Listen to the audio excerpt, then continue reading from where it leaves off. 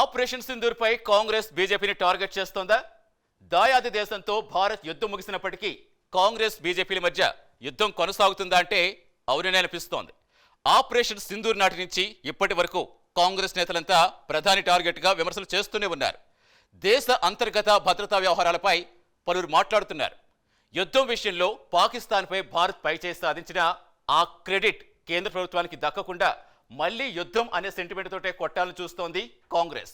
ఇందులో భాగంగా ఆపరేషన్ సింధూర్ విషయంలో కేంద్ర ప్రభుత్వం నెగిటివ్గా ప్రొజెక్ట్ చేయాలని ప్రయత్నిస్తుంటే బీజేపీ ఈ ప్రయత్నాలు తిప్పికొడుతోంది.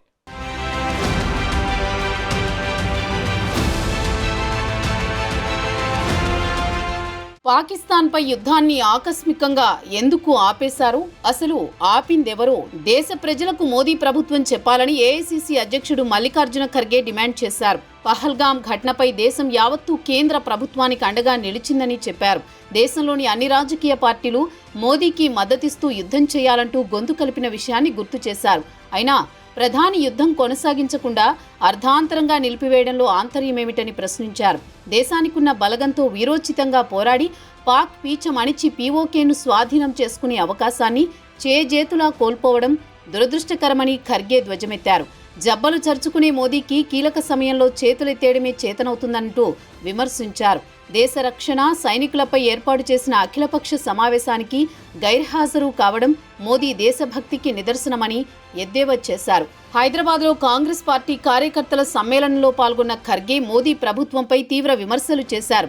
గంభీరంగా కనిపిస్తున్నట్టు నటించే మోదీ అత్యంత భయస్థుడని విమర్శించారు ఖర్గే. ఇప్పటి వరకు 42 దేశాల్లో పర్యటించిన మోదీ కానీ స్వదేశంలో అగ్నిగుండంగా మారిన మణిపూర్కు వెళ్లలేదన్నారు. మణిపూర్ ప్రజలు దేశ పౌరులు కాదా? దేశ ప్రజలను పట్టించుకోకుండా ప్రపంచ దేశాలు తిరుగుతూ దేశ ప్రజలను మోదీ రోడ్లపై వదిలేశారన్నారు. గతంలో అమెరికా బెదిరించినా మాజీ ప్రధాని ఇందిరాగాంధీ భయపడలేదని, కానీ అమెరికా అధ్యక్షుడు ట్రంప్ ఫోన్ చేయగానే పాకిస్తాన్తో యుద్ధాన్ని ఆపేశారని ఆరోపించారు. ఆపరేషన్ సింధూర్కు ప్రతిపక్ష నేత రాహుల్ గాంధీతో పాటు కాంగ్రెస్ పార్టీ సంపూర్ణ మద్దతు తెలిపినా మోదీ పాక్తో యుద్ధాన్ని మధ్యలోనే నిలిపివేశారన్నారు. దేశం కోసం ఇందిరాగాంధీ, రాజీవ్ గాంధీ ప్రాణత్యాగం చేశారని, బీజేపీ, ఆర్ఎస్ఎస్ నుంచి ఒక్కరైనా దేశం కోసం ప్రాణాలను అర్పించారా అని ప్రశ్నించారు. ప్రధాని మోదీ, అమిత్ షా అబద్ధాలు చెప్పి అధికారంలోకి వచ్చారని విమర్శించారు.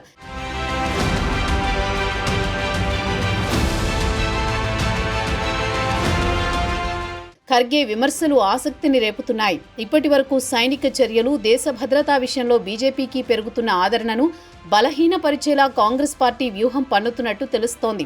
ఎందుకంటే పహల్గాం అటాక్ తర్వాత భారత్ స్పందించిన తీరుపై కేంద్ర ప్రభుత్వంపై సానుకూలత ఏర్పడింది. అంతకు ముందు నుంచి బీజేపీ పాకిస్తాన్ ఉగ్రచర్యలు, దేశ భద్రత వంటి వ్యవహారాలపై యూపీఏ కంటే మెరుగ్గా వ్యవహరిస్తుందని ప్రజలు భావించారు. సరిగ్గా ఇదే అంశంపై ఇప్పుడు కాంగ్రెస్ బీజేపీని గురిచూసి కొట్టాలని ప్రయత్నిస్తోంది.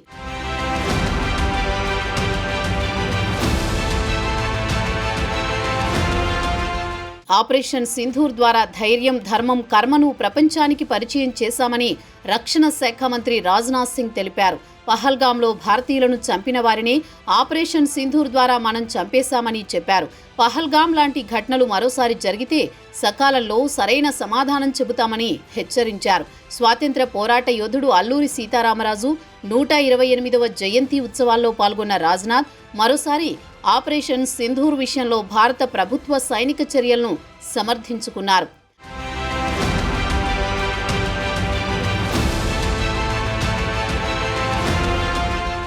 బీజేపీ నేతలు, కేంద్ర పెద్దలు, దేశ భద్రతా వ్యవస్థలోని ఉన్నతాధికారులతో పాటు సాక్షాత్తు ప్రధాని మోదీ ఆపరేషన్ సింధూర్ గురించి అనేక సందర్భాల్లో ప్రస్తావించారు. అయినప్పటికీ యుద్ధ సమయంలో అసలేం జరిగింది, శత్రువుని ఎంత నష్టపరిచామో చెబుతున్నారు. కానీ మనమెంత నష్టపోయామో, ఏమేమి కోల్పోయామో చెప్పాలంటూ కాంగ్రెస్ పార్టీ డిమాండ్ చేస్తోంది. గతంలో చీఫ్ ఆఫ్ డిఫెన్స్ స్టాఫ్ అంతర్జాతీయ మీడియాకిచ్చిన ఇంటర్వ్యూతో ఆ సమయంలో ప్రకంపనలు మొదలయ్యాయి. అప్పటి నుండి ఆపరేషన్ సింధూర్పై భారత ప్రభుత్వాన్ని నిలదీస్తోంది కాంగ్రెస్. ఈ ఆపరేషన్లో ఎంత నష్టం జరిగింది బహిర్గతం చేయాలని డిమాండ్ చేస్తోంది. మనం ఎన్ని రాఫెల్ జెట్స్ కోల్పోయామో చెప్పాలంటున్నారు నేతలు. కాంగ్రెస్ అగ్రనేత రాహుల్ గాంధీతో మొదలైన ఈ డిమాండ్ల పర్వం తెలంగాణ ముఖ్యమంత్రి రేవంత్ రెడ్డి వరకు సాగింది.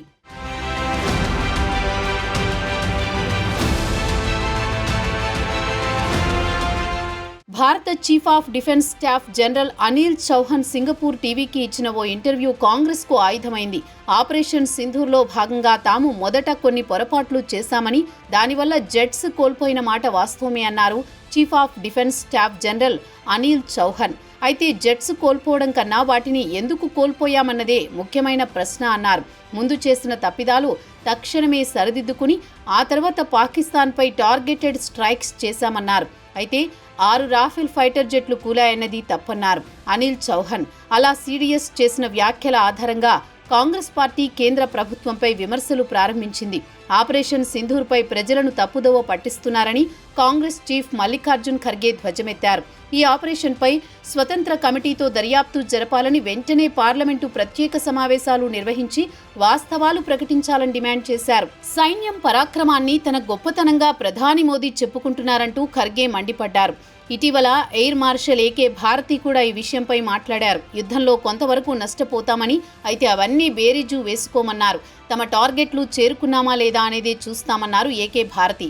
4 రోజుల పాటు జరిగిన ఆపరేషన్లో పైచేయి సాధించామన్నారు. అయితే కాంగ్రెస్ మాత్రం కేంద్రం పూర్తి వివరాలు బయటపెట్టాలని డిమాండ్ చేస్తోంది.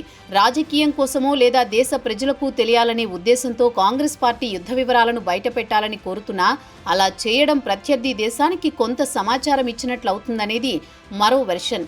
ఏదేమైనా యుద్ధం ముగిసిన తర్వాతి రోజు నుండే కాంగ్రెస్ ఆ క్రెడిట్ ప్రభుత్వానికి దక్కకుండా ఉండేందుకు చేయాల్సిన ప్రయత్నాలన్నీ చేస్తోంది.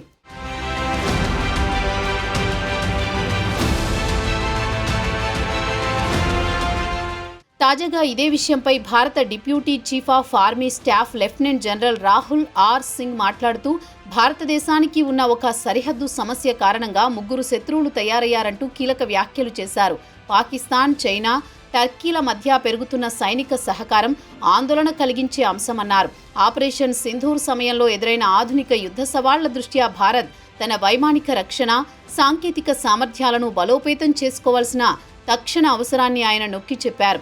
న్యూ ఏజ్ మిలిటరీ టెక్నాలజీస్ అంశంపై ఫిక్కీ నిర్వహించిన ఉన్నత స్థాయి రక్షణ కార్యక్రమంలో ఆయన కీలక వ్యాఖ్యలు చేశారు. ఆపరేషన్ సింధూర్ సమయంలో పాకిస్తాన్కు చైనా సహకరించిందని, భారత్కు చెందిన కీలకమైన సైనిక మోహరింపులపై రియల్ టైం సమాచారం అందించిందని సింగ్ తెలిపారు. మన ముఖ్యమైన నిఘా సమాచారం తమ వద్ద ఉందని, తదుపరి చర్యలకు సిద్ధంగా ఉన్నామనే విషయాన్ని డీజీఎంఓ స్థాయి చర్చలు జరుగుతున్న సమయంలో పాకిస్తాన్ బహిరంగంగానే చెప్పిందన్నారు.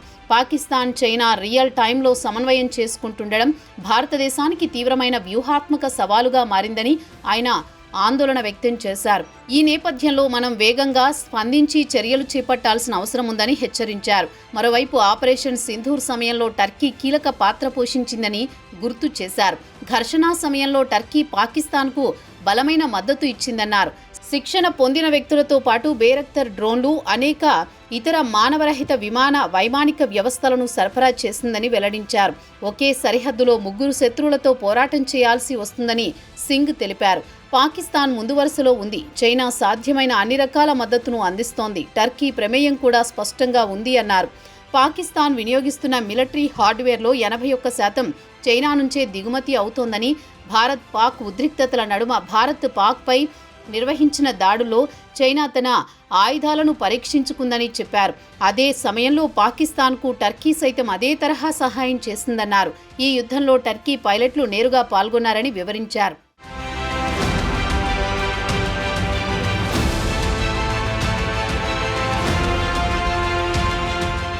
శత్రువులు ఏకమవుతున్న తరుణంలో మన రక్షణ వ్యవస్థలను మరింత బలోపేతం చేసుకోవాలని, డ్రోన్లు, ముప్పు, ఆధునిక యుద్ధ వ్యూహాలను ఎదుర్కోవడానికి బలమైన సాంకేతికంగా అభివృద్ధి చెందిన వాయురక్షణ వ్యవస్థను అభివృద్ధి చేయాలని ఆయన పిలుపునిచ్చారు.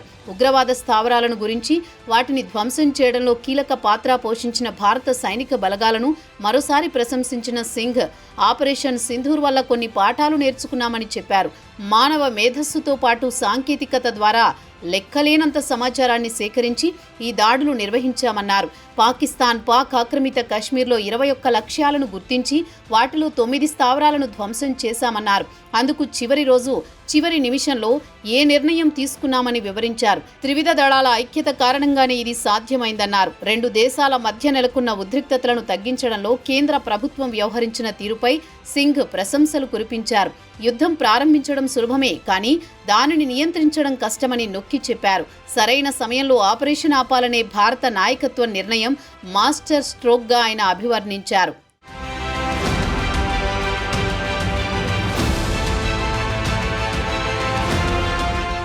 ఒకవైపు యుద్ధ సమయంలో వ్యవహరించిన తీరుపై సమీక్ష చేసుకుంటూ ఎప్పటికప్పుడు మరింత అప్డేట్ అయ్యేందుకు త్రివిధ దళాలు ప్రయత్నిస్తుంటే, దేశంలో పార్టీలు మాత్రం రాజకీయ యుద్ధానికి ప్రాకులాడుతున్నాయి. ఈ విషయంలో కాంగ్రెస్ బీజేపీలు ఇద్దరిని అనలేం. ఎందుకంటే ఒకరు యుద్ధ క్రెడిట్ తీసుకోవాలని చూస్తుంటే మరొకరు మేముంటేనా అన్నట్టు మాట్లాడుతున్నారు. అసలు యుద్ధం మొదలైతే ఎన్నటికీ ఆగదన్న విషయం గుర్తుంచుకోవాలి. Russia, Ukraine, Hamas, Israel, Iran వంటి దేశాలు యుద్ధంతో ఏం సాధించాయి, యుద్ధ ఫలితాలు ఆయా దేశాలపై ఎలాంటి ప్రభావం చూపించాయనేది గుర్తుంచుకోవాలి.